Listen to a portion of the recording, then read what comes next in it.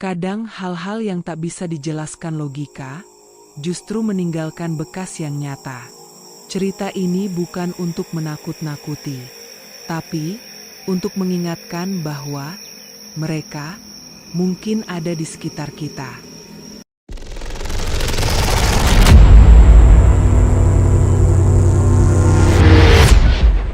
Namaku Rani. Hari itu, aku baru saja menyelesaikan meeting terakhirku dengan klien di sebuah klinik herbal. Letaknya cukup terpencil, di pinggiran kota, mendekati kawasan hutan. Matahari hampir tenggelam saat aku keluar dari klinik.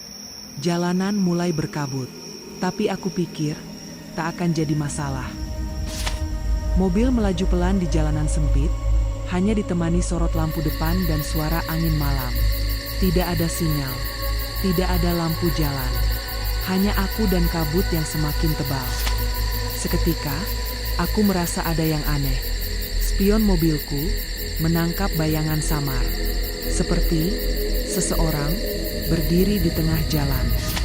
Aku coba fokus. Tapi ketika menoleh, hanya pohon gelap dan kabut yang tersisa. Mungkin cuma halusinasiku. Akhirnya aku tiba di rumah kos. Rasanya lega, bisa istirahat setelah hari yang panjang. Kupikir semua berakhir malam itu.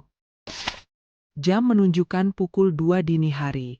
Aku terbangun karena suara pintu kamar yang terbuka pelan, sendiri. Tidak ada siapa-siapa. Tapi jantungku berdetak sangat cepat. Seolah tubuhku tahu, ada yang tidak wajar. Beberapa menit kemudian, jendela kamar diketuk 3 kali. Perlahan, tirai bergerak, tapi tidak ada angin. Di luar, hanya jalan kosong dan kabut. Pagi harinya, saat akan berangkat kerja, aku melihat sesuatu di depan pintu.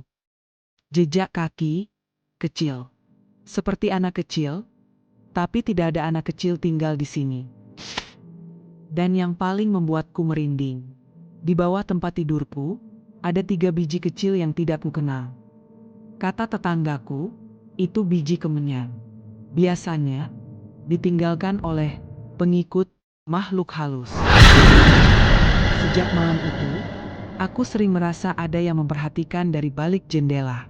Bukan setiap malam, tapi cukup sering, untuk membuatku tidak bisa tidur.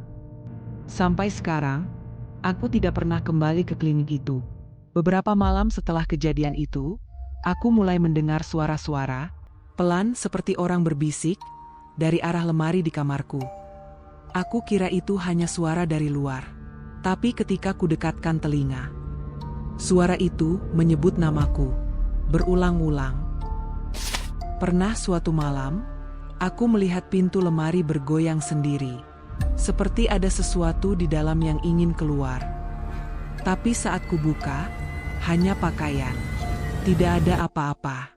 Tapi bau aneh, seperti kayu terbakar dan bunga melati, menyeruak dari dalamnya. Akhirnya, aku memberanikan diri untuk cerita ke seorang teman. Dan dia menyarankan aku konsultasi ke seseorang yang bisa melihat. Orang itu hanya diam sebentar setelah mendengar ceritaku, lalu berkata pelan, "Kamu dibuntuti sejak dari hutan itu." Seminggu setelahnya, aku pulang lebih malam dari biasanya. Saat membuka pintu kamar, aku melihatnya. Berdiri membelakangiku. Rambut panjang, tubuhnya kaku. Tapi saat aku nyalakan lampu, dia menghilang. Tapi jejak basah di lantai tetap ada. Orang pintar itu datang ke kamarku malam itu, membawa kemenyan dan air bunga. Katanya, dia harus memutus jejak yang tertinggal sebelum semuanya terlambat. Setelah malam itu, semua terasa lebih tenang. Tidak ada suara, tidak ada bayangan. Tapi, entah kenapa, setiap aku melewati cermin, aku merasa ada yang tertinggal di bayanganku. Seperti, bukan hanya aku yang berdiri di sana.